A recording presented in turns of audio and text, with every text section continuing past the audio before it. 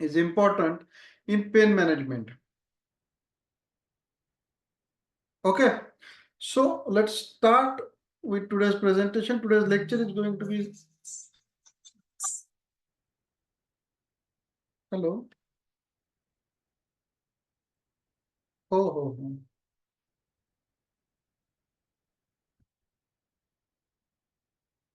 So we'll just start with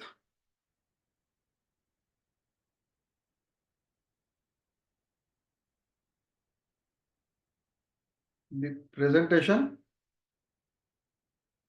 Are the slide visible?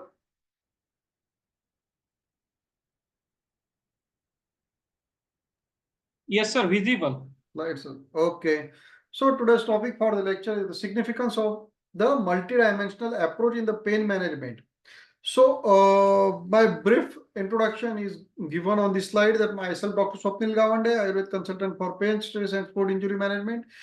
I have completed my MSc in sports science and completed my diploma in osteopathic manipulative practice from uh, Osaka, that is from Japan Healthcare Association's PALMS Osteopathic College, Japan, and I have completed near about 14 manual therapy international certifications. And I have also been practicing as a sports medical officer at Krida Prabodhini, Akola. Dr. Kalicharan sir, please don't write on the whiteboard. It is disturbing. So the today's topic, that why multidimensional approach is important for the pain management or for the what we call the Ayurvedic orthopedic practice. As you all know that, just see one funny slide first. So here you can see we all have heard these stories of the blind who are been to zoo to see the elephants, and I think that most of the times we are also doing the same thing while diagnosing a musculoskeletal disorder or a pain, like for example, a patient is having a knee pain. So we think sometime it is coming from the meniscus, we think sometime it is a muscular pain, or we think sometime that it is a tendinous pains, or is it because of the osteoarthritis and bones are getting degenerated, or the ligament pain like the rupture of ligament like ACL, PCL, MCL, or LCL, or are there osteophytes? There may be a spelling mistake, but this is how we are doing. And then most of the times we jump into hurry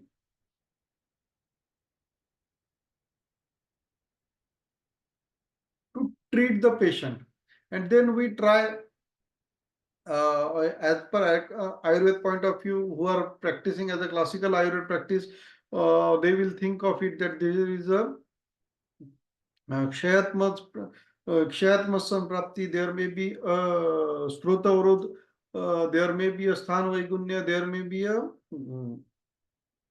दोष विमार्गमन, there में भी भग्न. सो हम लोग, बहुत सारे लोग क्या करते हैं कि बहुत सारी चीजों को देखते हैं आयुर्वेद पॉइंट ऑफ व्यू में. किसी भी डिसीज या किसी भी मस्कुलोस्केलेटल डिसीज, जिसको हम वात रोग भी कहते हैं आम भाषा में, उसमें हम क्या करते हैं कि यही कुछ संप्राप्तियां है कि वहां पे कौन सा दोष प्रकोप हुआ है, कौन से गुण कम या ज्यादा हुए हैं, वहां पे किस धातु में आवरण है, क्या पित्त का आवरण है, यानी वातावृत्त पित्त है या पित्तावृत्त वात है, या आवृत्त वात जो है, आवृत्तत्व जो है वात का, वो किसी दोष पे है, यानी दोषावृत्तत्व है, या स्त्रोतावरोध है, या स्त्रोतोगामित्व है, या फिर क्षय है. और हमने ऑलमोस्ट हमारे फर्स्ट ईयर से लेके फाइनल ईयर तक एक कॉमन संप्राप्ति, सामान्य संप्राप्ति किसी भी डिसीज की सीखी है कि किन्हीं कारणों से द रीजंस, बिकॉज द दोष प्रकोपक रीजंस जो भी होते हैं, दोष प्रकोपक रीजंस की वजह से दोषों का प्रकोप हुआ, फॉर एग्जांपल वात प्रकोपक कारणों की वजह से वात का प्रकोप हुआ और उसका स्थान संचय होके, उसका विभार गमन होके उसका जानुसंधि में स्थान संचय हुआ और वहां पे वात प्रकोप जन्य संधिवात हो गया, या वात की क्षय चल गुण का वहां पे क्षय होने की वजह से वहां पे क्रिया हानि हो गई। So these kind of things we always see in our practice. लेकिन हमें इसको एक स्ट्रक्चर्ड तरीके में समझना बहुत जरूरी है। वेन हम जानू बस्ती कर रहे हो या हम किसी जानू में वेधन कर्म कर रहे हो या जानू धारा कर रहे हो, but we should be very clear that which anatomical structure, which dosh, which dhatu, which particular strotas we are dealing with. So this is how we should see the diagnosis as a whole elephant, and we should always try to treat it as a, because when a patient comes to you with a osteoarthritis, as this is I am telling you for the just for the example point of view. It may happen in any of the joint. It may be the case in the lumbar spondylosis, cervical spondylosis. It may in the shoulder joint injury. It may be in the ankle joint injury. It may be into the any injury. But this is the common that we should learn to see the pain or the injury or the deformity as an elephant, not as a body part of the elephant. For example, if your patient is coming to you with a osteoarthritis या जानू संधि का patient, जानू संधि शूल का patient जब आपके पास आ रहा है, तो we should the first thing come into mind that I have to examine that which of these anatomical structures, कौन से दोष, कौन से धातु, कौन से वहां पे एडजॉइनिंग चीजें हैं जो डिस्टर्ब हुई है, यानी क्या वहां पर अस्थि कंटक है, क्या वहां पर कार्टिलेज यानी मिनिस्कस डैमेज है, क्या वहां पे मसल्स में कोई इंजुरी है, क्या वहां टेंडन में इंजुरी है, बोन्स में अगर कितना डिजेनरेशन है, बोन्स कितने हेल्दी है, लिगामेंट कितने हेल्दी है, and when we will see this as a whole picture, so it will be very easy for us to treat. Got it? So this is my point. Don't look to a pain, don't look to an injury or a part as a part of the any particular part of the elephant, but see it as an elephant, diagnose it as an elephant, not as a particular body part. Okay. So going next.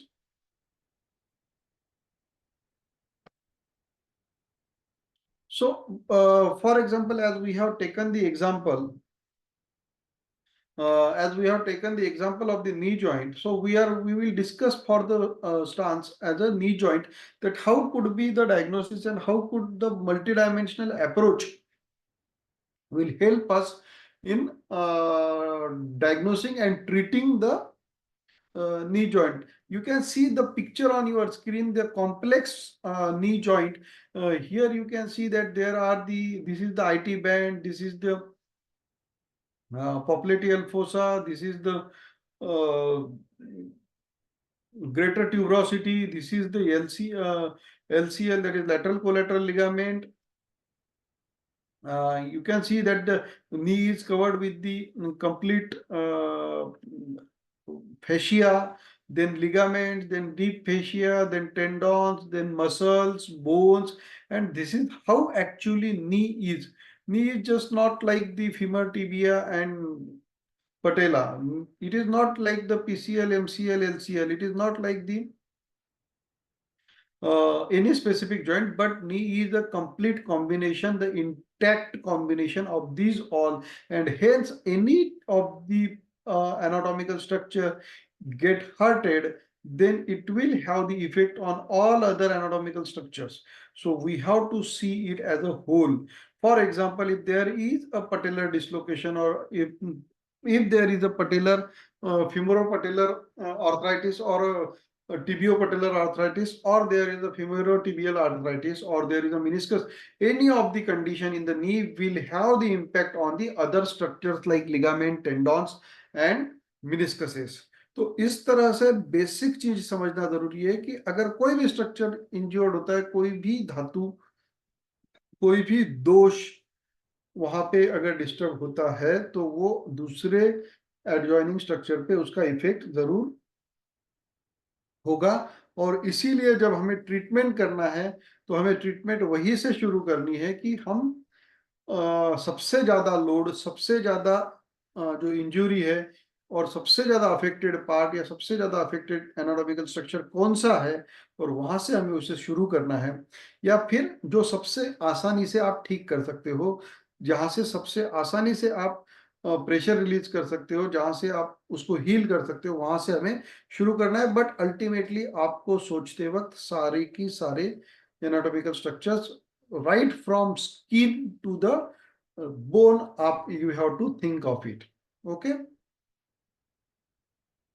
then friends, देखिए इसका एक example मैं आपको देता हूं कि इसका impact कैसे पड़ता है। Because as you know, as you all know that regional, इसको कहते हैं रीजनल इंटरडिपेंडेंस। रीजनल इंटरडिपेंडेंस का मतलब होता है कि एक स्ट्रक्चर का दूसरे स्ट्रक्चर पे इम्पैक्ट कैसे होता है। सो ये आपके सामने एक स्केच है, जिस स्केच में आपको दिख रहा है कि जिस स्केच में आपको दिख रहा है कि कुछ पॉइंट्स बने हैं, ये कलरफुल पॉइंट्स बने हैं, जो कि नॉर्मली पेन साइट होती है एक नी इंजरी में या नी पेन में। नी पेन में ये साइट्स होती है कि आप देखोगे तो जनरली पेशेंट यहाँ पॉइंट आउट करके आपको बताएगा कि यहाँ पर पेन हो रहा है। Just a second.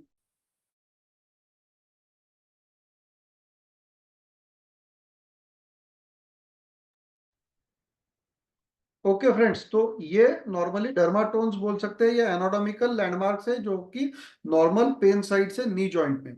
तो चलिए अभी हम फॉर एग्जांपल समझते हैं, ये जो बी वाला है, जो वॉयलेट कलर में जो आपको यहाँ लेटरल साइड में पेन, नी के लेटरल साइड में जो पेन हो रहा है, आपने बहुत सारे पेशेंट्स देखे होंगे जो बताते होंगे पॉइंट आउट करके कि यहाँ पर पेन हो रहा है।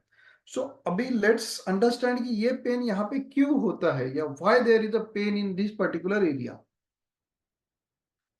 तो ये पेन बहुत बार होता है because of the IT band tightening, या आईटी बैंड सिंड्रोम भी उसे कहते हैं।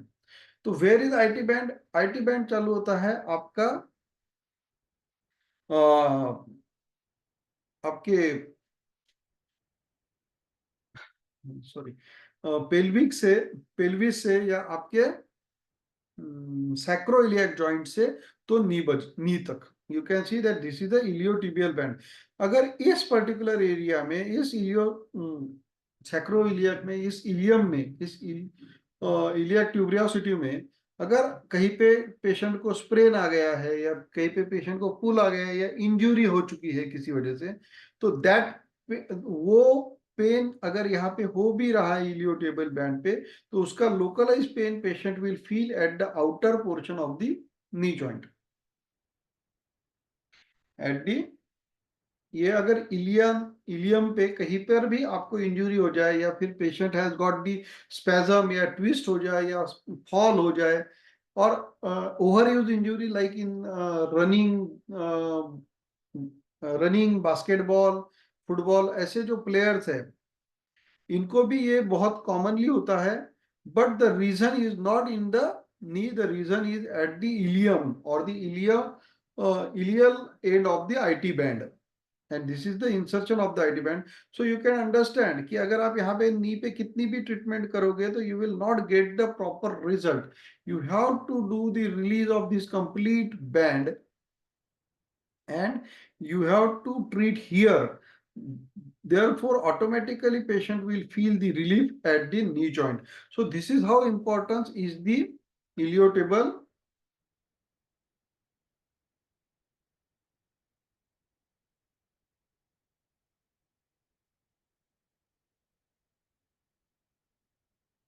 sorry. So this is how the, it is also called in a physical term, that is the regional interdependence of the body. So the knee is dependent on this ilium. So how can we then treat or understand the diagnosis? So let's see. So the basic thing you should understand that at any point of things, there are two types of tissues. That is, one is the hard tissue and the soft tissue. Hard tissue, you all know, is the bone. So there can be the injuries either in that bone or in these four soft tissues, that is muscles, fascia, ligaments, and tendons. So we have, whenever we are thinking of injury or any pain or any condition like arthritis, spondylosis, or any specific disease, for example ankylosing spondylosis or ankylosis, or there are some cauda equina syndrome. So basic anatomical structures which are accessible through our treatments are these four soft tissues, one bone, and other types are the nervotic. Then in cauda equina syndrome, the nerves are involved and we have to focus on the nerves.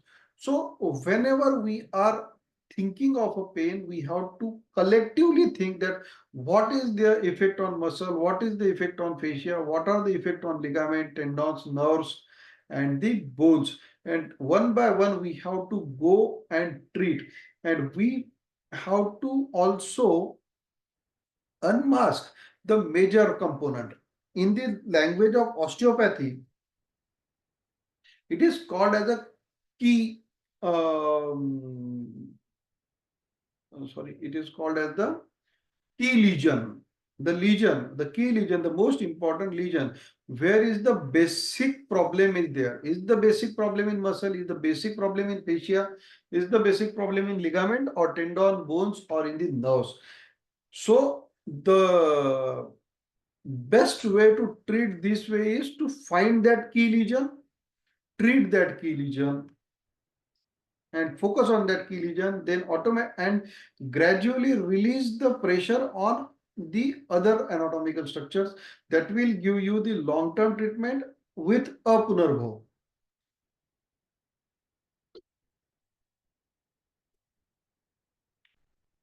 It is also going to help you in rehabilitation and recovery from the injuries and recovery from the pain conditions.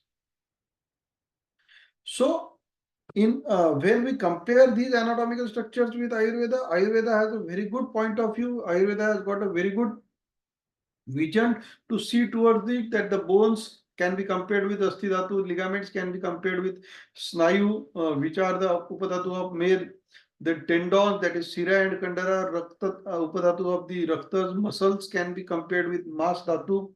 Meniscus are the combination of Med, Majja and Vasa, which are the Upasthi, we called it. Synovial fluid is the Shleshmadhara Kala, and the Barsa, which is called as the Picha, which is explained as a Picha in the Ayurveda by the Sushruta. So this is how when a pain condition, when a diagnosis you have to make, we have to keep all these structures into the mind, and then we have to think that what are my selection of the drugs, what should be my selection of the drug for the Asti Dhatu, what should be the selection for the Snayu or Sira Kandaragatvat or the Mas Peshigatvat, the Vasagatvat, sorry, the Majjagatvat, what is the or Shleshmadharagalat, what is, that is the which is explained in Vat Kalakali Adhyay. Then is there a disintegration of the soft tissue like bursitis or the abrasion, and how should I approach to the treatment? And it will be very easy.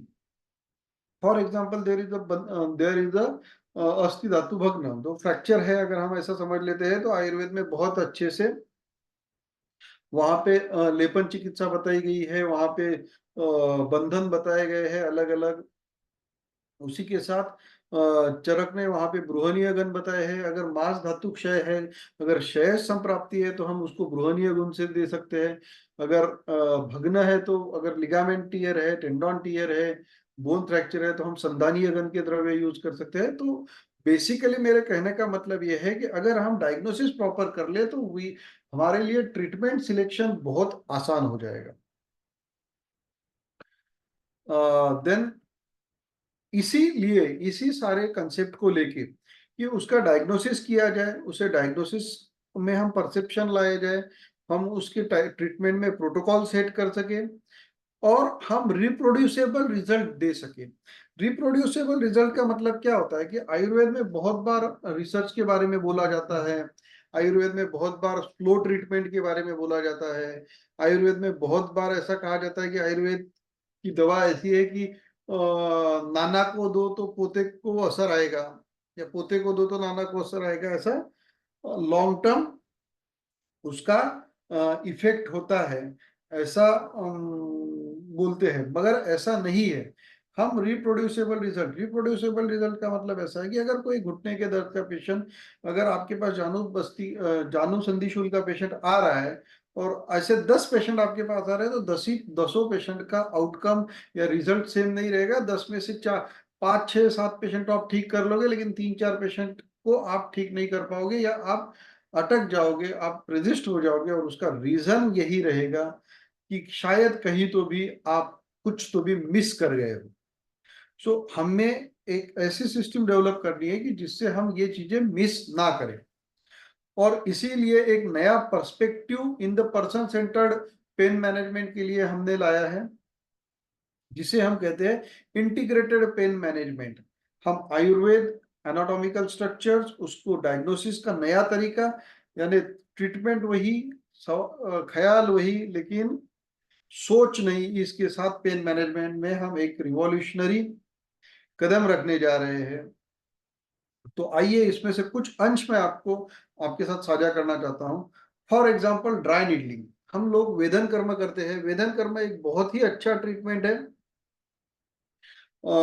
वेदन कर्म एक बहुत ही अच्छा treatment है, जिससे बहुत बार आपको brilliant result आएंगे।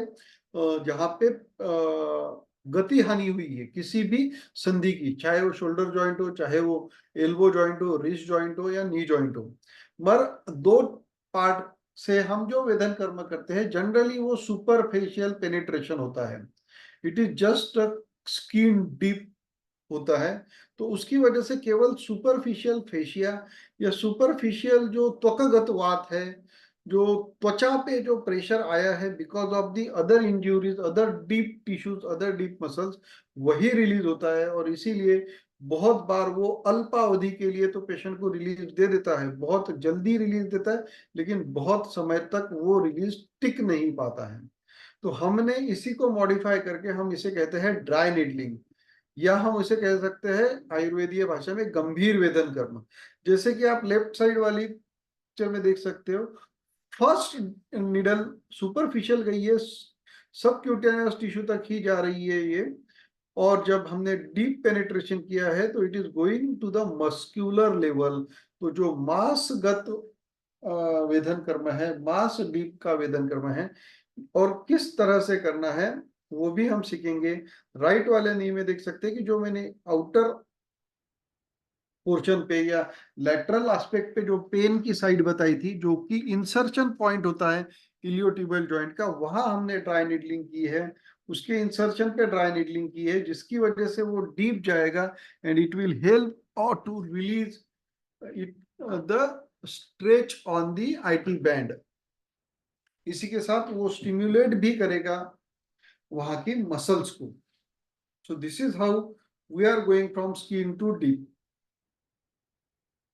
उसके बाद में उसी के नीचे हमने यहाँ पे, जैसे कि मैंने कहा कि लिगामेंट्स और टेंडॉन्स, जो शीरा कंडरा, ये रक्त के उपधातु है।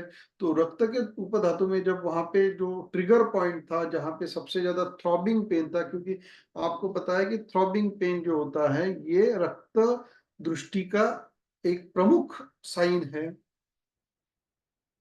तो इस भेदवत जो ये है, तो यहाँ पे हमने इसका वेट कपिंग किया है, कपिंग विथ निडलिंग किया है। यहाँ से हमने उनको रक्त मोक्षण करके हमने जो एक्स्ट्रा प्रेशर जो उस लिगामेंट टेंडोन पे पड़ रहा था वो भी हमने कम किया है। देन जैसे कि आप देख पा रहे हो, हम इसमें डायनेमिक कपिंग कर रहे हैं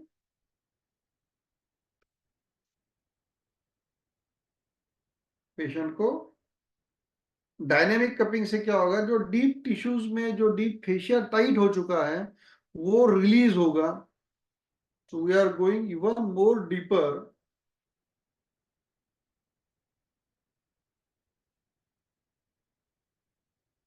देन फिर उसकी वजह से जो जानू पे जो एक्स्ट्रा प्रेशर आया था, जो उसके एलसीएल है, लेटरल कोलेटरल लिगामेंट है, उसके बाद में उसका टीबियो पटेलर लिगामेंट है, इन सारे लिगामेंट्स पे जो एक्स्ट्रा प्रेशर आ रहा था because of the IT band only.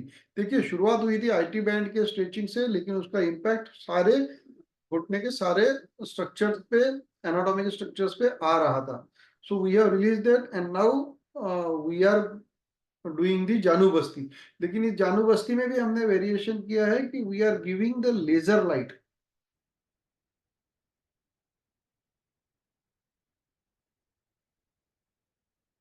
So we are giving the laser. सो ये एक प्रकार से अवगाह श्वेत के साथ अग्नि का भी हम उपयोग यहाँ पे कर रहे हैं।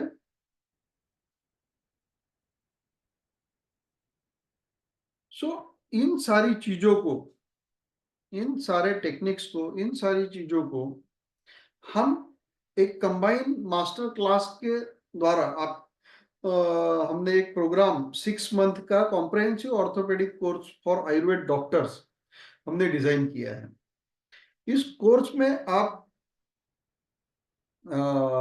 यहाँ से यानी फ्रॉम द डायग्नोसिस, पेन का मैकेनिज्म क्या होता है से लेके तो उसका रिहेबिलिटेशन कैसे हो, दर्द ठीक होने के बाद वापस अपुनर्भव कैसे हो, और हम लॉन्ग टर्म रिलीफ कैसे पेशेंट को दे सकते हैं, उस सारी चीजें इस मास्टर क्लास में मैंने कवर की है। तो चलिए लेट्स सी समथिंग कि मास्टर क्लास जो होने वाला है उसका स्ट्रक्चर ऐसे रहेगा कि 6 मंथ कोर्स है, और इस कोर्स में जो है 70% डेली ओपीडी पेशेंट जो होते हैं हमारे, वो सिंपल ऑर्थोपेडिक के होते हैं। ऑर्थोपेडिक्स दो टाइप का होता है, एक होता है हॉट ऑर्थोपेडिक्स और एक होता है cold orthopaedics. Just a second,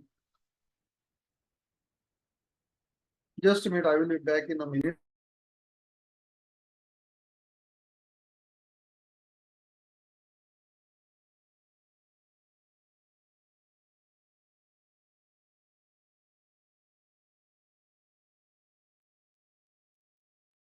So, friends, there may be some technical glitch because there is raining heavily. How is it? Raining heavily. If there is a technical glitch or there is a discontinuation or the I may got left for some time, I will join into 5 to 7 minutes. So be with us because there may be a network issue because of the Wi-Fi, but I will rejoin in as soon as possible. So we are doing already this patient that I was speaking about cold orthopedics and hot orthopedics. So the hot orthopedics is the orthopedic in which there are the obvious trauma, there are the fracture, there are the crush injuries, and where the absolute surgery is necessary.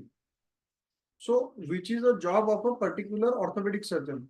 But the 90% orthopedic cases are of the cold orthopedics.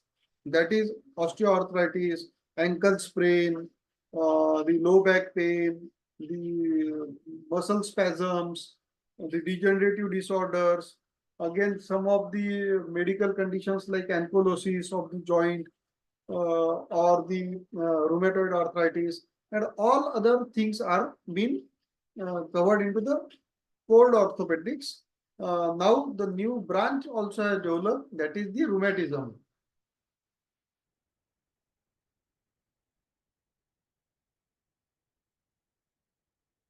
Okay, so just let's see the structure of the course, that how this course is going to happen. So we are going here module by module. That is, first we are going to see the general anatomy. Just I have shown you that how the muscle works, how the tendons works, how the ligaments works. Then we are going to understand that how our Saptadhatu Lakshana and Saptadhatu are being explained in the संहिता. जैसे चरक सुश्रुत वाग्भट में जो भी सप्त धातु के बारे में बताया गया है, वो आज के इसमें, आज के परिप्रेक्ष्य में, आज के ऑर्थोपेडिक साइंस में कितना संयुक्तिक है, वो भी हम देखेंगे. उसके साथ में हम फंक्शनल एनाटॉमी, स्पाइन और जॉइंट का भी देखेंगे. तो ये ऐसा समझ लीजिए कि एक मॉड्यूल में 4 से 5 लेक्चर होंगे. तो इंट्रोडक्शन, जनरल एनाटॉमी, सप्तधातु और मॉडर्न एनाटॉमी, इसका पकड़ के 4 से 5 लेक्चर होंगे, जिसमें हम इन डेप्थ जनरल एनाटॉमी सीखेंगे. कि उसके बाद में हमारा जो मॉड्यूल 2 होगा, उसमें हम कुछ टेक्निकल थ्योरेटिकल पार्ट, जैसा कि पेन गेट मैकेनिज्म होता है, कि पेन जो होता है ये परसेप्शन है. जैसे आप ब्लड प्रेशर गिन सकते हो, आप फीवर गिन सकते हो, आप सारे पैरामीटर गिन सकते हो, बट आपके पास ऐसा कोई टूल नहीं है कि जिससे आप पेन गिन सको. क्यों नहीं गिन सकते? क्योंकि पेन इज अ परसेप्शन. अगर दो लोगों को सेम डायग्नोसिस है, लेकिन पेन का परसेप्शन अलग अलग हो सकता है. तो एक्चुअली पेन होता क्या है, पेन का न्यूरल कनेक्शन कैसा होता है, हमें पेन को परसेप्शन कैसे समझना है, जिससे हम ये पता चल सके कि पेन का ओरिजिन कहाँ पर है. उसके बाद में आयुर्वेद वात विचार क्या है. आयुर्वेद में जो ये मस्कुलोस्केलेटल डिसीज, जिनको हम वात विकार कहते हैं, जिसमें सारी प्रकार की डिजेनरेटिव और एनाटॉमिकल पोस्चरल प्रॉब्लम्स आते हैं, उनको हम वात विचार के बारे में सोचने वाले हैं. देन क्लासिफिकेशन ऑफ पेन, हम अलग अलग तरीके से पेन को कैसा क्लासिफाई किया जाए, उसकी इंटेंसिटी से, उसके स्थान से, उसके सिवियरिटी से, उसके डायग्नोसिस पार्ट ऑफ पॉइंट से. देन वात रोग सामान्य एंड विशेष चिकित्सा. We are going to see the Ayurveda point of view of the सामान्य चिकित्सा. जैसे कि आज हमने लेक्चर में पहले देखा कि सामान्य संप्राप्ति और विशेष संप्राप्ति. देन विशेष चिकित्सा सिद्धांत भी हमें समझना होगा इसमें, कि हम किस तरह से किस पेन को अप्रोच करें. जैसे कि मैंने आज के केस में आपको दिखाया कि there was a IT band problem, लेकिन आईटी बैंड की वजह से घुटना दुख रहा है, फिर घुटने की वजह से, प्रोलॉन्ग पेन की वजह से उसके बाकी स्ट्रक्चर्स पे भी किस तरह से असर पड़ा है, how all other structures are get affected because of that particular IT band. तो उसके लिए सामान्य और विशेष चिकित्सा क्या होगी, वो भी हम देखेंगे.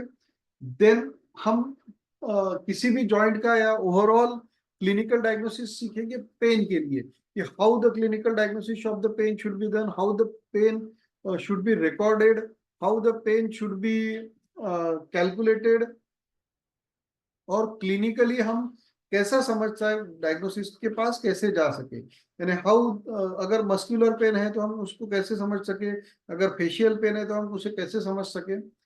Then postural analysis, this is going to be a very important part, क्योंकि 80% लो बैक पेन और सर्वाइकल स्पाइन के 80% केसेस जो होते हैं, वो पोस्चर की, गलत पोस्चर की वजह से ही होते हैं. और इसी पोस्चर का रेडियोलॉजिकल एनालिसिस कैसे करना है, पैथोलॉजिकल एनालिसिस कैसे करना है, ब्लड टेस्ट, अलग अलग ब्लड टेस्ट, अलग अलग ब्लड पैथोलॉजीज का क्या इंपॉर्टेंस है, और उसे हम कैसे इंटरप्रीट करें. सिंपल सीबीसी जो होता है, सिंपल सीबीसी हमें बहुत कुछ बता सकता है, और किस तरह से बता सकता है वो हम देखेंगे.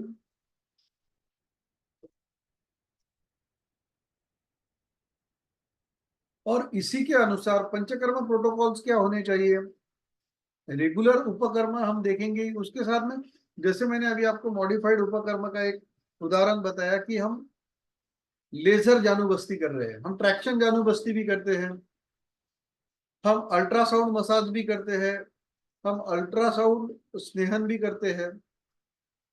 तो ये जो चीजें हैं, ये हम मॉडिफाइड उपकर्म के अंतर्गत इस कोर्स में सीखेंगे. मैं शेयर करूंगा पूरी चीजें. उसके बाद में अग्निकर्म, वेदन कर्म का यूज कैसा किया जाए, जो एक्यूट पेन में भी आपको आराम दे और लॉन्ग टर्म के लिए भी दे. जैसे कि मैंने ड्राई निडलिंग का आपको दिखाया, कि गंभीर और उत्तान dry needling, deep and superficial dry needling we are going to see. और इसके बाद जो हम लेने वाले हैं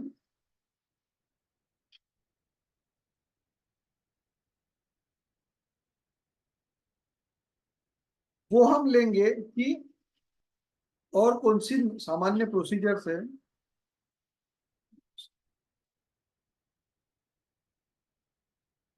जैसा जो टेक्निक्स हम सीखने वाले हैं उसमें मायोफेशियल रिलीज है, काइनेसियोलॉजी, बंधन और लेपन, जैसे कि मैंने कहा कि ऑर्थोपेडिक इसमें ये होता है। Cupping, all type of cupping we are going to demonstrate, जैसा ड्राई, वेट, डायनेमिक और फायर कपिंग भी हम इसमें लेंगे।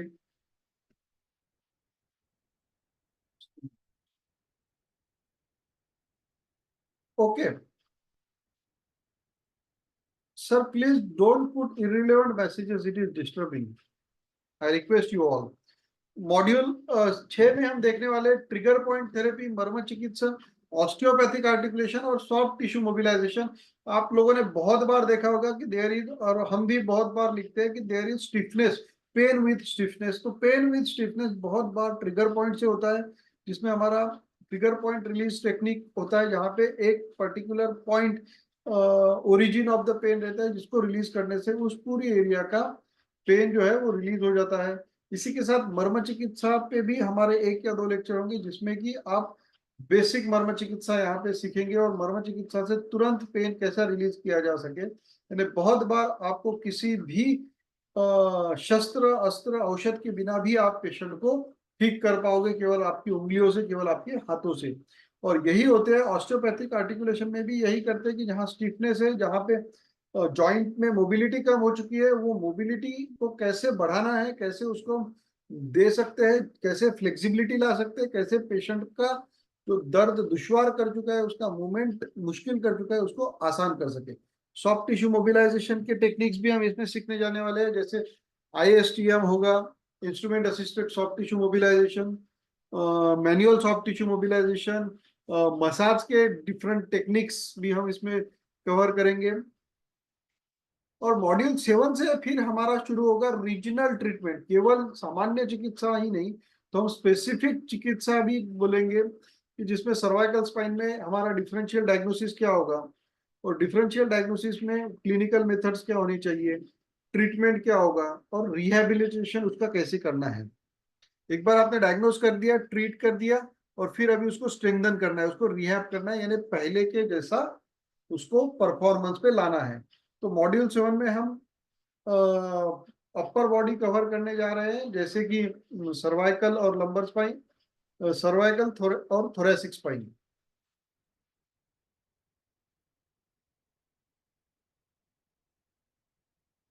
Yes madam, everything we are going to cover, everything we are going to cover. तो मॉड्यूल 7 में हम कंप्लीट स्पाइन कवर कर रहे हैं, सर्वाइकल, थोरेसिक और लंबर स्पाइन। बहुत लोगों को लगता है कि थोरेसिक स्पाइन में कुछ हो ही नहीं सकता है, बट नहीं। जो काइफोसिस होता है, जो थोरेसिक काइफोसिस होता है, ये बहुत बार प्राइमरी रीजन होता है सर्वाइकल स्पॉन्डिलिसिस और लंबर स्पॉन्डिलिसिस के लिए, तो हमें उस पर भी बिना फोकस किए नहीं चलना चाहिए होगा। इसी की तरह हम पेल्विक गर्डल भी उसमें कवर करेंगे स्पाइन के ही सेगमेंट में, क्योंकि बहुत बार पेल्विक गर्डल जो है ये इंजन होता है आपके स्पाइन का। Just a second,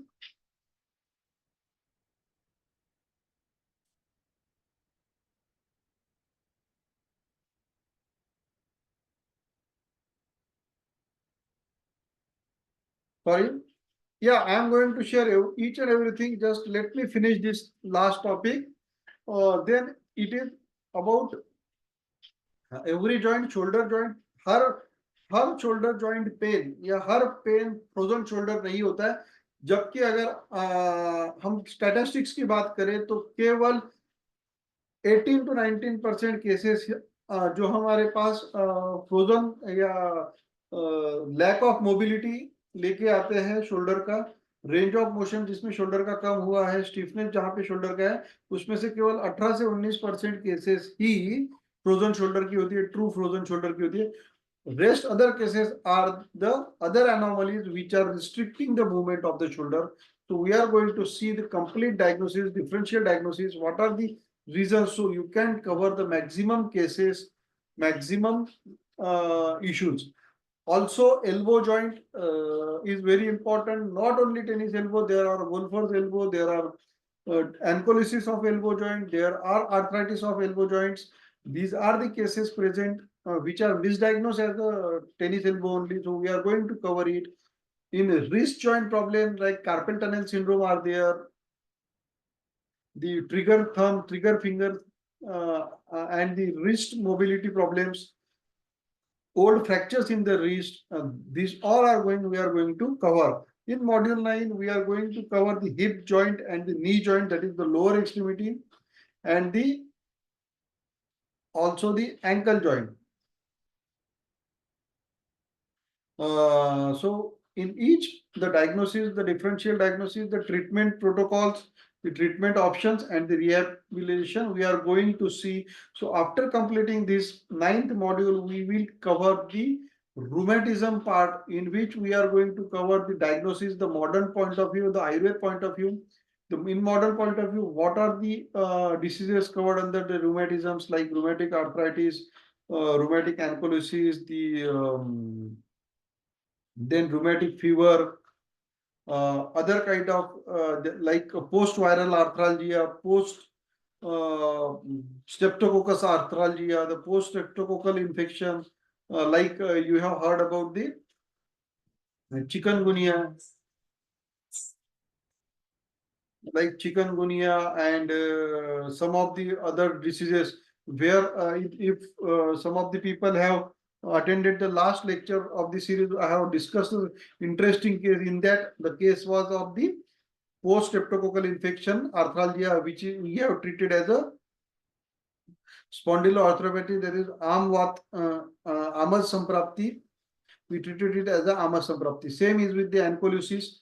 In the module 11, we are going to see some special conditions and syndromes like Quad Equina syndrome and other syndromes of the joint and spine we are going to cover. In module 12, we will cover the diet and nutrition and yoga for rehab, so that we are going to offer a complete package. Yes, sir.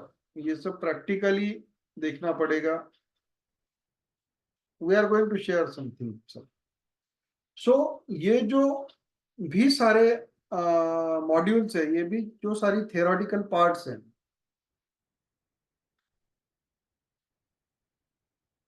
तो this is the consignment, this is the concise thing कि हम क्या क्या सीखने वाले हैं. तो functional anatomy, diagnosis, मर्म चिकित्सा, बंध, अग्नि, cupping, innovative panchakarma, posture correction, biofascial release, गंभीर वेदन कर्म, trigger point, posture correction, osteopathic articulation, instrument assisted soft tissue और muscle energy techniques and rehab protocol, ये सारी चीजें हम एक ही कोर्स में 6 महीने की कॉम्प्रहेंसिव कोर्स में हम सीखने जा रहे हैं. दिस इज मी, जो कि लीड करेगा इस कोर्स को. मैं, मेरा जितना भी पिछले 6-7 सालों का एक्सपीरियंस है, पूरा झोंक दिया है मैंने इस कोर्स में. और सो these are all my gurus from where I have learned these all the things. So ये जो सारी टेक्निक्स अभी तक मैंने सीखी है, और जो कुछ भी मैं आपके साथ शेयर करने जा रहा हूँ, इसे हम अगर अलग अलग आप सीखते हैं या अलग अलग कोर्स हम इसका बनाते हैं, तो it will cost around 2 lakh rupees, 2 lakh rupees, and it is not possible to each and every participant कि इतने सारी चीजें अलग अलग जाके सीखे. मेरा विजन, मेरा एम लाइफ में एक ही है कि हर Ayurveda doctor should be empowered, every doctor should be empowered with everything, और वो कभी भी कहीं पे भी कम नहीं पड़ना चाहिए. He should be confident. और मैंने ये जिम्मा लिया है, इसीलिए हमने अर्वाचीन आयुर्वेद गुरुकुल, ऐसा हमारे ट्रेनिंग इंस्टीट्यूट का नाम रखा है. अर्वाचीन का मतलब होता है modern Ayurveda Gurukul. So we are going to rock this modern world with our ancient knowledge of Ayurveda. So for that purpose, special discount was already expired from up to 1st June हमने रखा था. फी विल बी 15,000 ओनली, जो कि हमने basically 20,000 रखी हुई थी। So but I am extending, केवल पहले 50 लोगों के लिए हमने ये सीट रखी थी 1 जून तक भी। और तो अभी भी अगर कोई ये 48 आवर्स में इसको ज्वाइन करता है तो we are going to book them with 15,000 only. और इसके साथ एक बोनस, अगर कोई हमने पहले 50 लोगों के लिए एक स्पेशल बोनस रखा था, मेगा बोनस, कि 2 देश का ऑफलाइन वर्कशॉप रखा था, जो हॉन्ड्स ऑन ट्रेनिंग, जिसकी प्राइस नॉर्मली हम 15,000 रुपीज लेते हैं, उसके लिए हमने एब्सोल्युटली फ्री रखा है। इसमें एकोमोडेशन ये कंपलसरी नहीं है, यू कैन अवेल और you can book your own accommodation. लेकिन ये सिर्फ फर्स्ट 50 लोगों के लिए हमने रखी थी।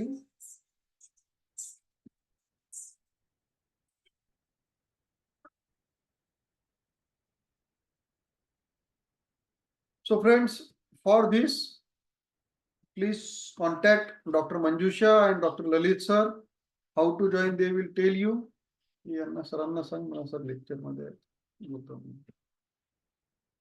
Okay, friends.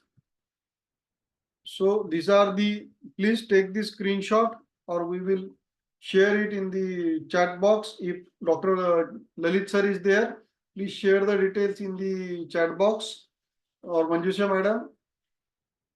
Okay, now I am stopping the screen sharing and the forum is open for the questions. So, sir, please allow participant to unmute themselves. Yes sir, जिनको भी कुछ इसके रिगार्डिंग क्वेरीज है वो खुद को अनम्यूट कर सकते हैं और पूछ सकते हैं।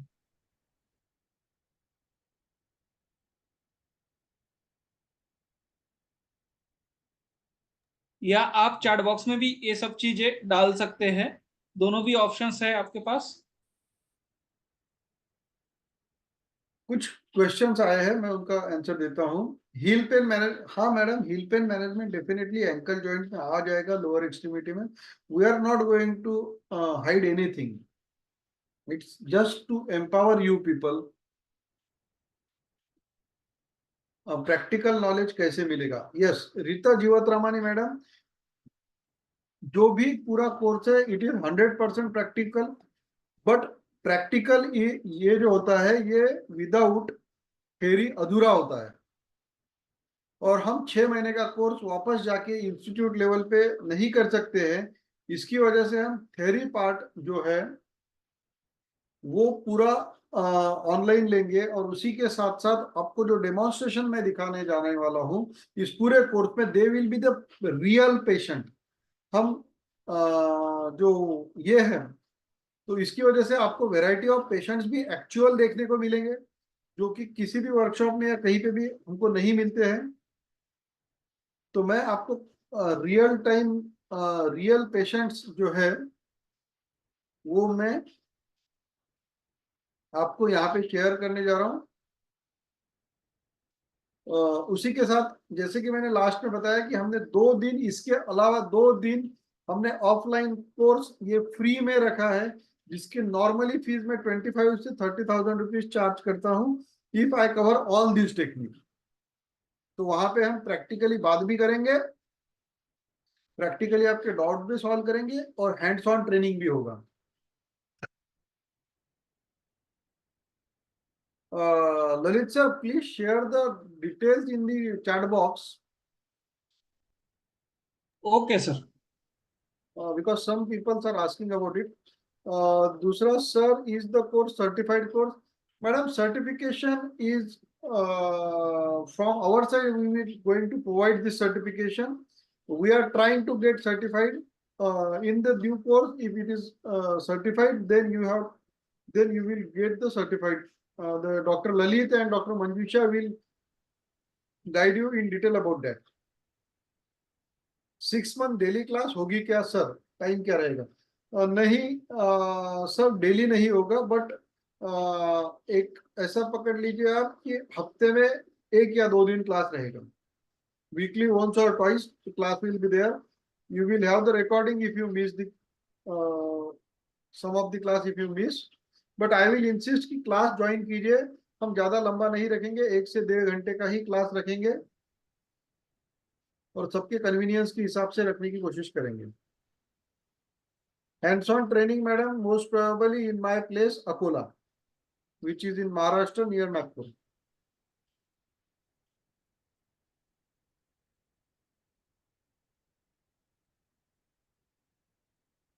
Most probably अगर कुछ चेंज होता है तो we will let you know.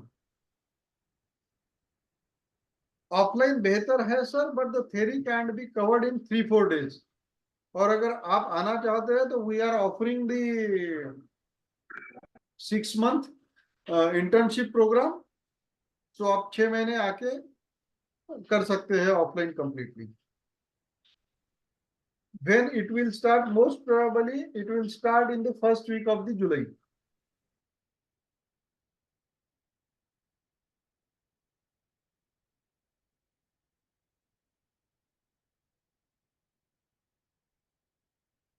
Okay, आप अनम्यूट करके डायरेक्टली क्वेश्चन भी पूछ सकते हैं. Sir, good evening, sir. Good evening. I'm Sridevi from Hyderabad, sir. या ma'am. Sir, offline means, do you have other internship courses, sir? I mean, at your clinic? No. Actually, I don't have that course or anything else. But if somebody is eager to learn it practically and how to go through the process and have a time, he can come to my clinic as a assistant doctor Okay. for 6 months. And in that particular course, definitely I am going to share all of my knowledge and with the practical patients. He will, but we don't allow more than 3 people at a time. Okay, sir. Okay. Thank you, sir. Just Mm.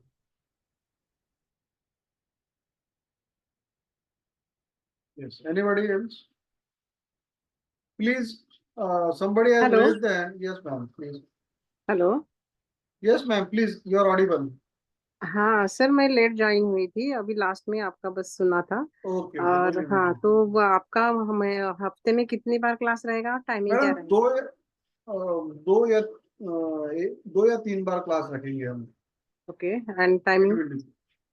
Timing सबके लिए जो suitable हो. Most probably यही time सबके लिए suitable होता है, because इससे पहले ओपीडी होती है और बाद में भी ओपीडी होती है. राइट, हाँ, दोपहर में. हाँ, 3 to 5 के करीब हम वही क्लास रखेंगे. Okay, thank you so much. Sir, इसमें फ्रैक्चर का भी ट्रीटमेंट होता है. Yes ma'am, fracture but undisplaced fracture. जो बहुत ज्यादा डिस्प्लेस है या जो बहुत ज्यादा जहाँ पे स्टिक फ्रैक्चर है या डिसलोकेटेड फ्रैक्चर है, आई डोंट इंसिस्ट कि उसे नॉन सर्जिकली ठीक करे, क्योंकि यूनियन होने में प्रॉब्लम होता है. हाँ, but if there is undisplaced fracture, हमने पिछले एक इसमें लिया भी था कि अनडिस्प्लेस फ्रैक्चर को मैनेज कैसे किया जाए. सर, क्लास जूम मीट पर होगी क्या? नहीं sir, we have our own learning platform called IIAS. वो उस ऐप का आपको ये मिलेगा, एक्सेस मिलेगा, आपको लॉगिन आईडी मिलेगा और आप उस ऐप के through student as a student वहां ज्वाइन होंगे. वहीं पे आप इसकी रिकॉर्डिंग भी मिल पाएगी.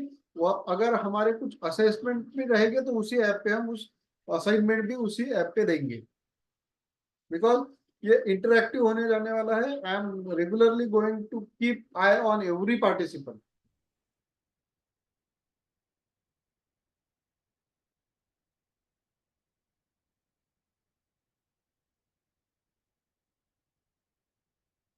Sir, as per your experience and knowledge, do you think taking offline lectures on cupping, murmur and such hands-on treatment be enough even if we learn it online? Madam, first of all thing, taking off, I think you are asking about the online on cupping, because offline lectures always help. But the thing is that what happened in the offline courses, we can't take more than 3-4 days. और 3-4 दिनों में इतना सारा knowledge आप एक साथ नहीं मिल सकता है। फर्स्ट ऑफ ऑल ना, कपिंग करना बड़ी बात नहीं है, निडलिंग करना बड़ी बात नहीं है, बड़ी बात है उस कंसेप्ट को समझना, बड़ी बात है उसको डायग्नोज करना कि क्या मैं यहाँ कपिंग करनी चाहिए या नहीं करनी चाहिए। It cup is to fix a cup at any particular point.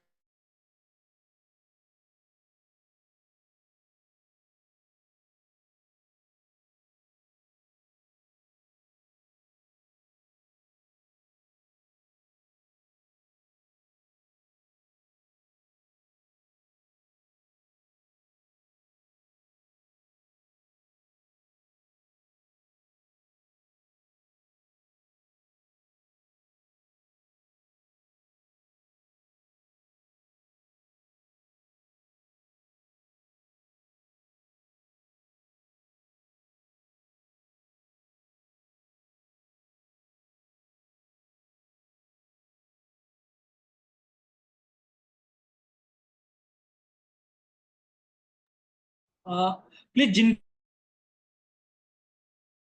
Queries है आप यहाँ रुकिए सर, 1 मिनट में।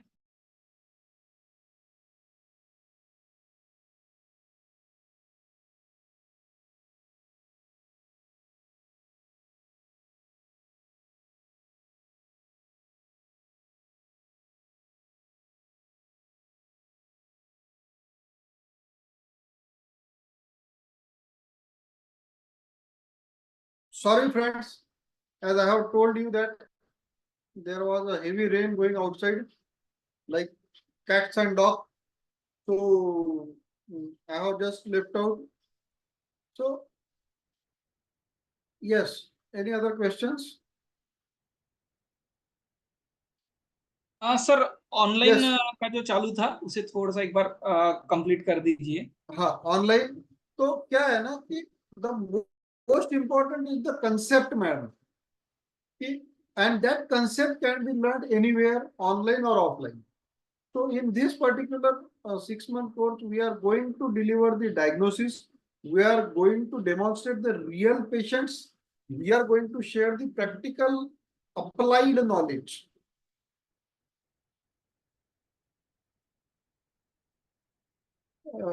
Complete applied knowledge. Therefore, you will have enough knowledge, and definitely for this after this course also, if you have a doubt that can I do this or not, you are always welcome for the offline 2 days course. We will going to solve each and every doubt there also. Any नमस्कार other sir. question? नमस्कार। Yes, नमस्कार sir. नमस्कार नमस्कार, बोलिए madam. आजकाल 50+ मध्ये खूप जणांना ऑस्टिओआर्थरायटिस, आर्थरायटिस आणि काही दिवसांनी मग नी रिप्लेसमेंट हे खूप कॉमन झाले। बरोबर आहे। तर आपल्या ट्रीटमेंटनी आपण नी रिप्लेसमेंट एक्सटेंड काही वर्ष लांबू शकतो का किंवा टाळू आपण शकतो? कॅन्सल करू शकतो, कॅन्सल करू शकतो। कसं कसं सर? खूप ऑस्टिओआर्थरायटिस पहिले असतो काही जण। पहिले सर तो आधी प्लीज तुम्हाला हिंदी में एक्सप्लेन कीजिए ना, यानी बाकी ओके पार्टिसिपेंट को ध्यान में ओके, आएगा। तो उनका सवाल ऐसा था कि क्या हम ऑस्टियोआर्थराइटिस, बहुत सारे लोगों को 50+ होता है और जिनको नी रिप्लेसमेंट एडवाइस किया जाता है, तो कैन वी अवॉइड और प्रोलॉन्ग दी ऑपरेशन। ऑपरेशंस? तो फर्स्ट ऑफ ऑल मैडम, शायद आप लेट ज्वाइन हुए हैं।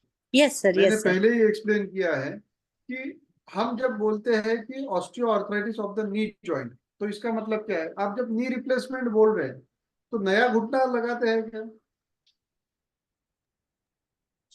तो हाँ ना सर।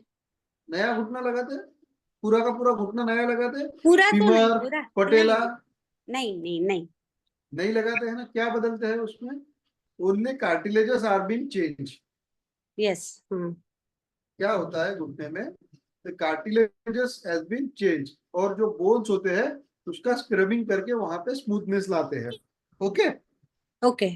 बाकी के जो स्ट्रक्चर्स हैं वो तो वही रहते हैं, आपका एसीएल भी वही रहता है, आपका पीसीएल भी, एलसीएल भी, सारे के सारे जॉइंट्स तो वही रहते हैं ना। हाँ हाँ तो first of all when we are speaking कि ऑस्टियोआर्थराइटिस है पेशेंट को, तो क्या है, क्यों है, क्या ओके उसके लिगामेंट्स ज्यादा इंज्योर्ड है, क्या उसके मेनिस्कस ज्यादा इंज्योर्ड है, क्या उसके बोन्स ज्यादा इंज्योर्ड है, क्या उसका साइनोवियल फ्लूइड बहुत ज्यादा डिहाइड्रेटेड हो चुका है।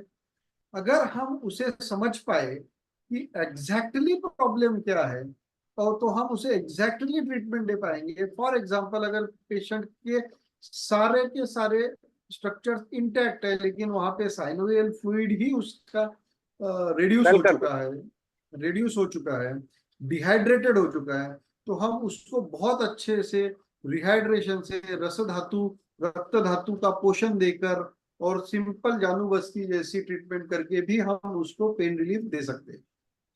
Got it.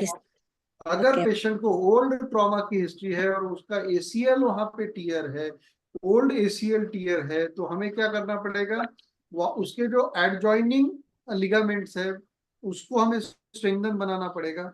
जो नी जॉइंट को सपोर्ट देने वाली जो क्वाड्रिसेप मसल्स है, हैमस्ट्रिंग मसल्स है, गैस्ट्रोनोमिक्स मसल्स है, हमें इनको स्ट्रॉन्ग बनाना पड़ेगा, जिससे कि जो वेट बेयरिंग उस पे हो रहा है, जिसकी वजह से पेशेंट को एक्स्ट्रा पेन हो रहा है, जिसकी वजह से पेशेंट को मूवमेंट्स में मुश्किल जा रही है, ये सारी चीजें अगर हम उसको करेक्टली डायग्नोस कर पाए तो हम करेक्टली ट्रीटमेंट भी कर पाएंगे। तो भैया ओके ये ओके पीछे कर लो, ये स्कूटी खड़ी है यहाँ पे, कुछ लग जाएगा इससे। सर पहले पीछे somebody, करो इसे, रिक्शे को। Okay thank you sir, thank you. okay, yes, any other questions?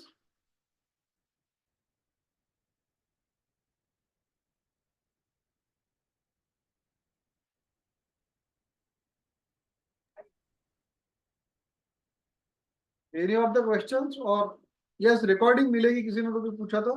हाँ, इसकी रिकॉर्डिंग जो है वो ऐप पे अवेलेबल रहेगी। अगर आप कोई कोर्स मिस करते हो तो you will have that, you can see it, और मल्टीपल टाइम्स देख सकते हो आप। अगर कोई चीज टॉपिक नहीं समझ में आ रहा है तो आप वो उसको मल्टीपल टाइम देख सकते हो। एक्चुअली ऐप जो बनाया है वो बनाया इसी तरह है कि आप सिंगल क्लिक पर ऐप ओपन करके मल्टीपल टाइम रिकॉर्डिंग भी देख सकते हैं। आपको कोई लिंक संभालना नहीं है, 1 बाय 1 लेक्चर के टॉपिक के हिसाब से आपको जो पार्ट जो लेक्चर देखना है वो देख सकते हैं। सेकंड थिंग, वहां पर सभी पीडीएफ भी रहेगी। आपका मोबाइल लॉस होता है, आपका लैपटॉप लॉस होता है, कुछ भी होता है, तो वो सब चीजें आप सिंगल क्लिक पे कर सकते हैं। रिकॉर्डिंग कितने दिन रहेंगी सर? कोर्स खत्म होने के बाद 1 साल का हम प्रॉमिस करते हैं। जो भी यहाँ पर आईआईएस के पुराने स्टूडेंट्स हैं उनको पूछ हाँ लीजिए। आईआईएस की एक थीम है कि आयुर्वेद स्पेशलिटी प्रैक्टिस डेवलप होना चाहिए। तो हाँ जिन मैं हूँ। कोर्स की वैलिडिटी 3 महीने की थी वो भी आज तक हमने हटाया नहीं, 3 सालों के भी। तो Yes. जनरली हमारा इस कोर्स के बारे में 2 साल तक हम डेफिनेटली रिकॉर्डिंग रखेंगे, और अगर हमारा ऐप सेम कंटिन्यू रहता है तो आगे भी रखने की हम कोशिश करेंगे।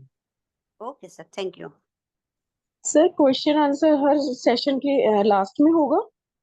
और पॉसिबल नहीं होगा मैडम, तो लेकिन हम हर मंथ में एक स्पेशल लेक्चर उसका ही रखेंगे।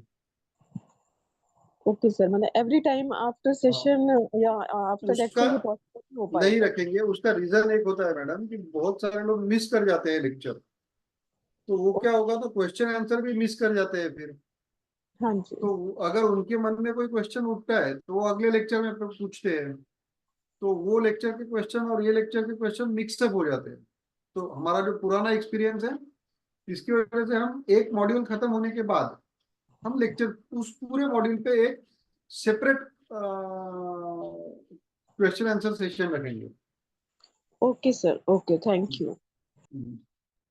आप व्हाट्सएप ग्रुप में भी कुछ क्वेरीज रहती है तो पूछ सकते हो।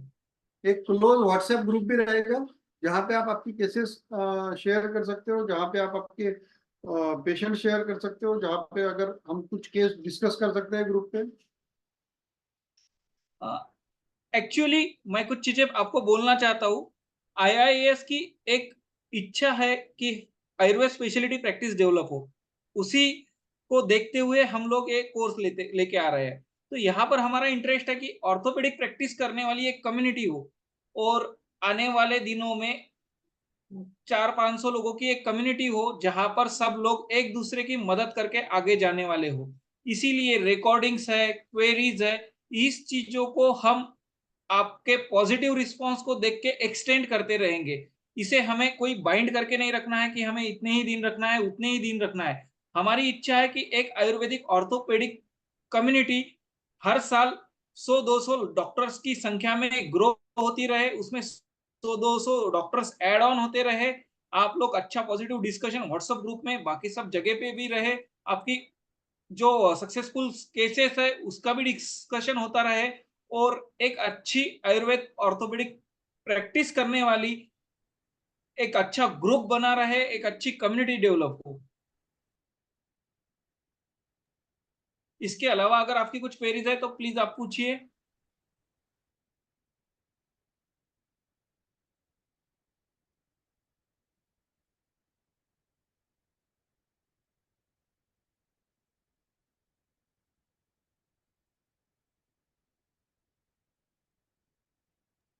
If there are no queries, yes, sir. Sir एक बार लास्ट में जो लास्ट की स्लाइड थी वापस से अकाउंट डिटेल्स वाली लगा दीजिए सामने, और एक बार हम लोग वापस से रिपीट कर लेते हैं एडमिशन प्रोसीजर्स के बारे में।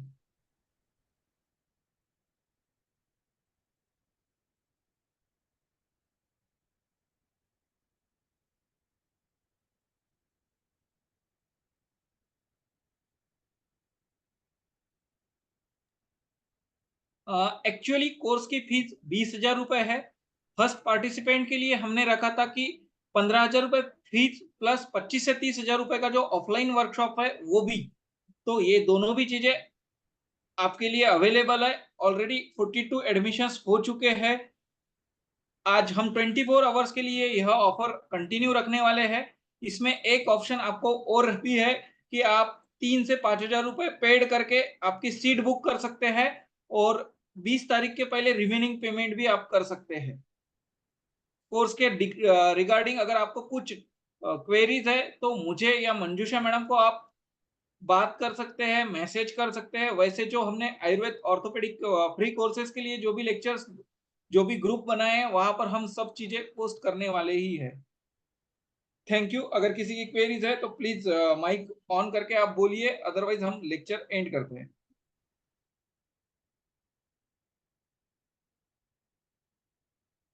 प्लीज ये नंबर आप नोट कर लीजिए या स्क्रीनशॉट निकाल लीजिए। कोर्स के रिगार्डिंग कुछ भी आपको क्वेरीज है तो आप इस नंबर पे बात कर सकते हो।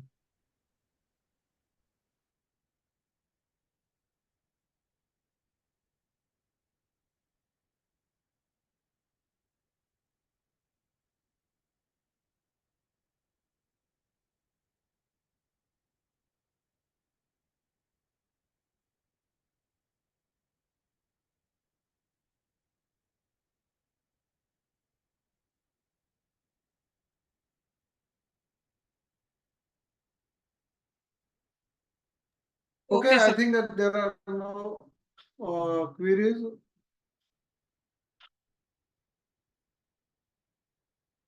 So, see you soon. Till then, stay safe, stay healthy.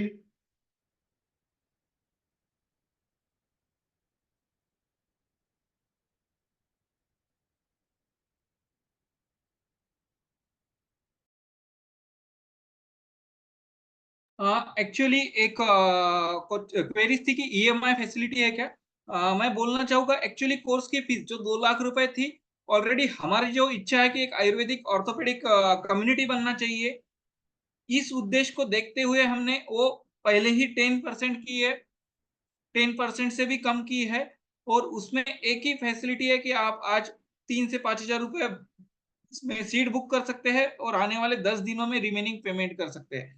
Already हमने फीस डिडक्शन करा है।